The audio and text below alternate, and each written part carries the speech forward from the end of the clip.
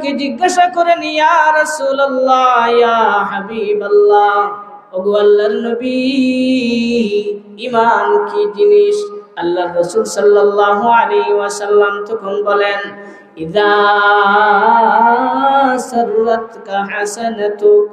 আল্লাহর হাবিব বলেন, যেই ব্যক্তি তার আমলগুলো করলে, নেক আমল করলে, যেই ব্যক্তি তার মনের মধ্যে আনন্দ লাগে, ভালো কাজ করলে আনন্দ লাগে, ওয়াজ মাহফিলে গেলে তার ভালো লাগে, কোরআন তেলাওয়াত শুনলে তার ভালো লাগে, তেলাওয়াত করতে ভালো লাগে, আলেমদেরকে মহব্বত করলে তার ভালো লাগে। আবার আরেক দল আছে, আলেমদেরকে দেখতে পারে না, আছে না নাই? আল্লাহর হাবিব বলেন, ইযা সারাতকা হাসানাতুক, যেই ব্যক্তি নেক আমল করার পরে তার দিলের মধ্যে আনন্দ লাগে, ওই ব্যক্তি সম্পর্কে আল্লাহর হাবিব বলেন, ওই ব্যক্তি হলো মুমিন।